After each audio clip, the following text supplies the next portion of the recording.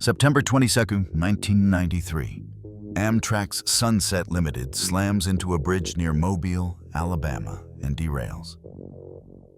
3 locomotives plunge into the swamp, cars ignite, and 47 people lose their lives.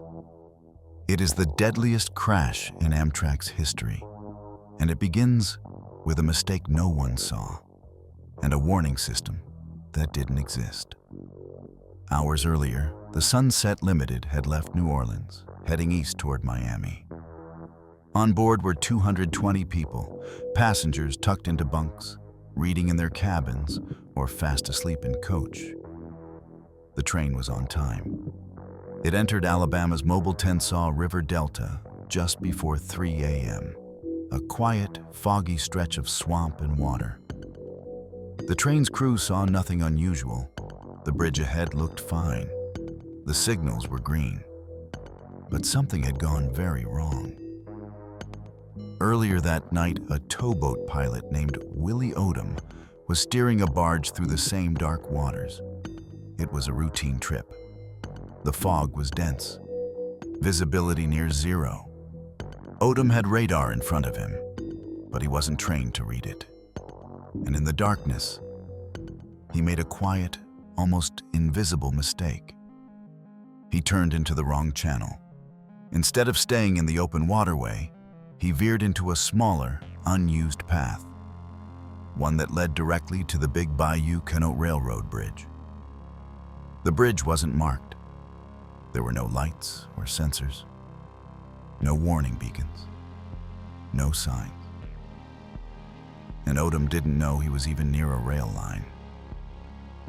At 2:45 a.m., one of the barges nudged the base of the bridge. It wasn't loud. It didn't cause any collapse. But the bridge shifted, just slightly. The swing span that once locked straight for trains to pass rotated just a few inches off center. It was enough to warp the rails sitting above it. Not a bend you could see from a distance, not something obvious from the cab of a train. And there was no system in place to report the damage. No track sensor, no camera, no alert to dispatch. No one on land or water had any idea the rails were misaligned. And the train was coming. Powered by 3 locomotives, Amtrak 1 was approaching the bridge at 70 miles per hour. Inside, nothing seemed wrong. Passengers slept. Crew members monitored instruments. Everything appeared routine, until the train met the first section of warped track. At 2:53 a.m., the lead engine derailed, then the second, then the third. They jumped the track and slammed into the structure, tearing through the steel and plunging into the swamp below. The trailing baggage car followed. 2 sleeping cars tumbled in after it, breaking apart as they fell. Others jackknifed and folded onto the bridge, scattering debris and sparks. One car burst into flames, another submerged instantly. The train had gone from calm to catastrophe in seconds. Inside, passengers were thrown from beds and seats, windows shattered, luggage flew, lights failed. Water rushed in fast. Flames spread over spilled diesel. Some passengers tried to reach the exits, others couldn't move. The trailing cars, still connected but further back, rocked violently before halting. But for the front half of the train, it was too late. The bridge was compromised. The locomotives were underwater. And inside the wreckage, people were now trapped. Some burning, others drowning, many disoriented in the dark. The disaster had happened. And no one, not the tugboat pilot, not the crew, not Amtrak, had known it was coming. The wreckage stretched across the bayou. 3 locomotives lay partially submerged in the black water. The lead engine had torn through the bridge and plunged nose first into the swamp. The second had flipped onto its side. The third was jammed against twisted steel, leaking fuel. Behind them, 2 sleeping cars were destroyed, one nearly underwater, the other beginning to burn. The trailing cars, coach and lounge, had bucked forward and now sat tilted, silent, stunned. Everything ahead of them was gone. The water churned with wreckage, broken windows, seat cushions, torn luggage, aluminum panels. Fuel poured from the engines, slicking the surface of the swamp.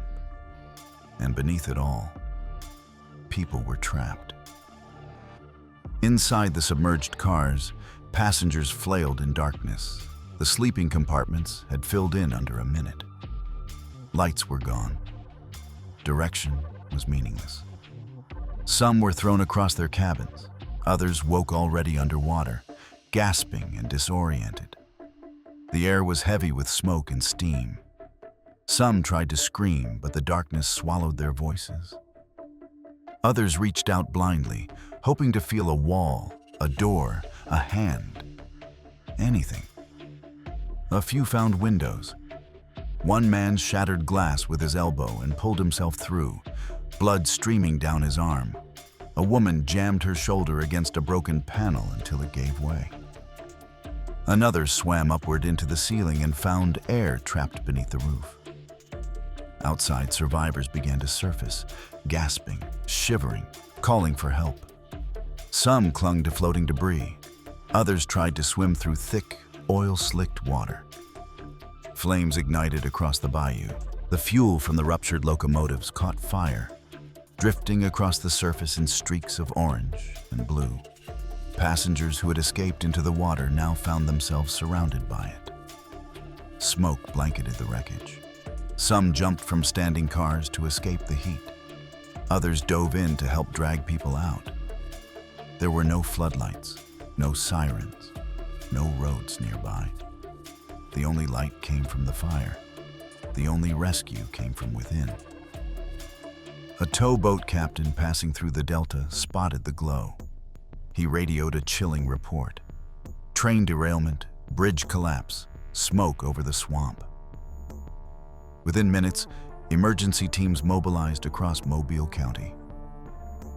Coast Guard cutters, local rescue boats, and airboats launched into the bayou. Helicopters rose above the fog, scanning for movement with spotlights. When they reached the wreck, they found survivors clinging to wreckage. Some burned, others hypothermic. Many had already been pulled from the water by strangers. The rescue wasn't organized. It was improvised, urgent, chaotic, human. Firefighters climbed across crumpled cars with axes. Police waded chest-deep through the swamp, carrying survivors in their arms.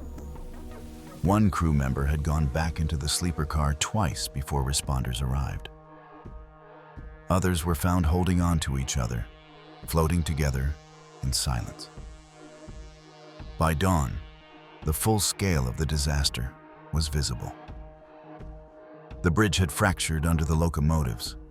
The track lay twisted and buckled. 2 sleeping cars remained half submerged, barely intact. Bodies were recovered from within, others found downstream. 47 people died. Among them were Amtrak engineers, sleeping car attendants, young travelers, retired couples, and families. Some died instantly. Others drowned in silence. Some burned, still strapped to their seats. And yet, amid the wreckage, survival stories emerged. Passengers who broke through to air, crew who risked their lives for others, people who swam back into burning water for someone they'd never met. The crash had taken less than a minute. The rescue lasted all night. By morning, the bridge was national news. The fire had gone out. The wreckage was still smoldering. And the country was asking one question. How did a modern train, on schedule, with a full crew and functioning systems, drive straight into disaster? In the days that followed, investigators arrived at Big Bayou Canote by air, land, and water. The wreckage was sealed off. The air still smelled like fuel. Half-submerged cars sat silently in the swamp, their frames twisted and scorched. Divers worked beneath the surface. Rail experts studied the mangled track. And everyone asked the same thing. How could this have happened? The National Transportation Safety Board led the investigation. Their task wasn't just to determine what failed, but why no one had seen it coming. They started with the tugboat captain, Willie Odom, 43 years old, a towboat operator pushing a string of barges through Alabama's river system. That night, he had relied on radar to navigate. But Odom wasn't trained to read radar. He wasn't certified to operate in heavy fog. And he didn't know he'd turned into a side channel not meant for navigation. He also didn't know that channel ended at a railroad bridge. There were no markings on the big Bayou Canot Bridge. No lights, no signs, nothing reflective, nothing electronic, and no radar beacon to show it was even there. At 2:45 a.m., one of the barges struck a supporting beam. It wasn't violent. It didn't collapse the bridge. But it knocked the swing span slightly off its locked position. The bridge rotated just a few degrees, enough to misalign the rails above it. 3 inches. That's all it took. At 70 miles per hour, that tiny shift was lethal. And no one knew it had happened. The bridge had no sensors to detect movement, no locks to prevent unintentional rotation, no system to alert dispatchers. There wasn't even a warning light for the approaching train. The Sunset Limited had been running on a rail line owned by a freight railroad, not Amtrak. That meant infrastructure responsibility was fragmented. Operations by one company, tracks by another, oversight by neither in this case. The NTSB's final report didn't point to a single error. It described a quiet, deadly sequence of systemic weaknesses. A pilot navigated blind. A bridge stood invisible and unguarded. A swing span shifted just enough to cause a catastrophe. And a passenger train, on time, fully staffed, drove straight into failure with no warning. There was no saboteur, no bomb, no storm, just trust. Trust that the system worked even when it wasn't being watched. In the aftermath, families demanded answers. Amtrak, the barge company, and the track's owners all faced lawsuits. Over $25 million would eventually be paid out in damages. But financial settlements couldn't undo what had already been lost. The crash forced change. New federal regulations required tugboat pilots to receive radar navigation training. Bridge protection standards were updated. Swing spans needed locking mechanisms.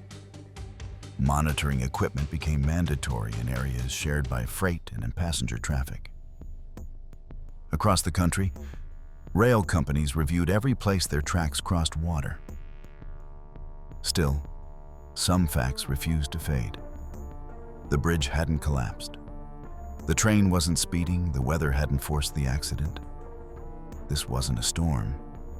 It wasn't an act of God. It was inches. Silence. The absence of alarm. The people aboard the Sunset Limited had trusted the system. They boarded. They found their seats. They fell asleep. They did everything right. One woman had just texted her daughter from the sleeper car. A student returning to school had been journaling under a reading light. In the stillness before the crash, there had been peace.